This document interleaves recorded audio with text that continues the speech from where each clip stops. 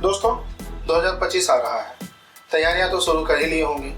क्या होना है, क्या नहीं होना है, क्या अच्छा होगा, क्या बुरा होगा, आपके प्लान्स कैसे होंगे, डिसीजंस मेकिंग कैसा होगा, जॉब कर रहे हैं प्लेसमेंट होगा कि नहीं होगा, इंक्रीमेंट होगा कि नहीं होगा, सैलरी हाइक होगी कि नहीं होगी, आप कुछ नया कर पाएंगे कि नहीं कर पाएंगे, बिजनेस कर रहे हैं बिजनेस एक्सपेंड होगा कि नहीं होगा, आपके इन्वेस्टमेंट्स कैसे होंगे, तमाम तरह के प्लानिंग्स आपके चल रहे होंगे।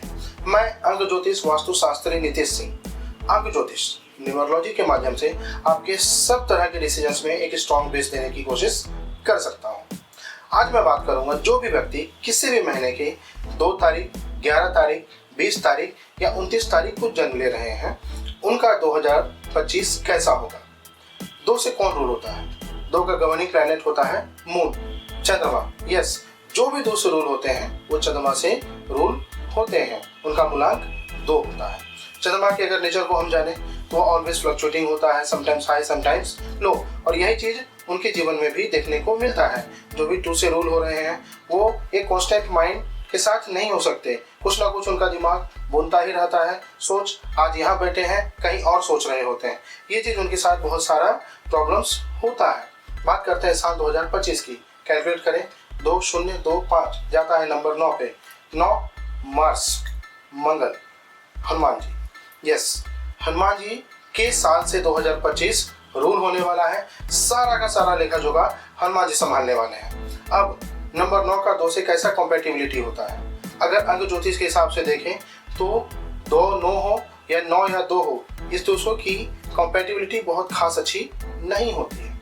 मतलब समझ तो आ ही गया होगा कि आपके सारे प्लानिंग्स में अब बहुत ज़्यादा विशेष ध्यान देने की आवश्यकता आपको है। आप स्टूडेंट हैं, आपको कुछ ना कुछ ध्यान मेडिटेशंस में नेचर के साथ कनेक्ट होने की आवश्यकता है, क्योंकि तभी आपका मन शांत होगा तो आप पढ़ पाएंगे और आप अच्छे रिजल्ट्स की कामना कर सकते हैं, अच्छे इंस्टीट्यूशंस की, ऑर्गेनाइजेशंस की कामना कर सकते हैं।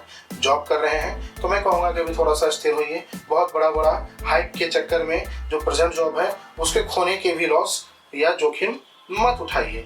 जिस जगह पे हैं उसको और स्ट्रॉन्ग करने की कोशिश कीजिए। बिजनेस में आप हैं, बिजनेस एक्सपेंशन की सोच रहे हैं तो बहुत ही सोच समझ के इन्वेस्टमेंट कीजिएगा।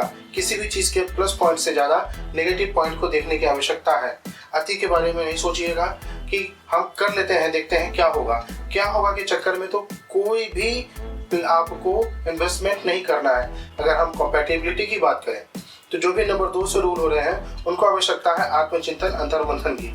यस, आपको अब सोचने की आवश्यकता है कि आप हॉट टॉक ना करें, बहुत तरह के डिस्कशंस में ना चले जाएं, तो में ना रहें। ऐसा करने से आपकी मन स्थिति बहुत ज़्यादा डिस्टर्ब रहेगी और इस वजह से कॉम्पेटिबिलिटी इशू होगा। आपको समस्याएं वहाँ से भी आएंगी। क्या करें? यस, उपाय भी बताना आवश्यक है। 2 वालों की एक बहुत बड़ी खासियत होती है कि उनके पास एक सुपर स्ट्रॉन्ग पावर होता है पूर्वाभास का, इंट्यूशन। यस, आप सबों का इंट्यूशन बहुत स्ट्रांग होता है। जिंदगी में कुछ अच्छा होना है या बुरा होना है, आप इसको बहुत अच्छे से महसूस कर पाते हैं, पढ़ पाते हैं। तो अगर कहीं ना कहीं आपके अंदर एक इस तरह का सेल्फ इंट्यूशन आ रहा है कि यार मुझे कहीं ना कहीं अगला साल डाउटफुल लगता है, तो हनुमान जी के शरण में जाने की आवश्यकता है। आप सुंदरकांड का पाठ करना शुरू करें। मंगलवार के दिन हनुमान मंदिर जाएं, हनुमान चालीसा का पाठ करें, भगवान का पाठ करें। इससे आपकी बहुत तरह की समस्याएं बैलेंस्ड होती हुई आपको दिखेंगी।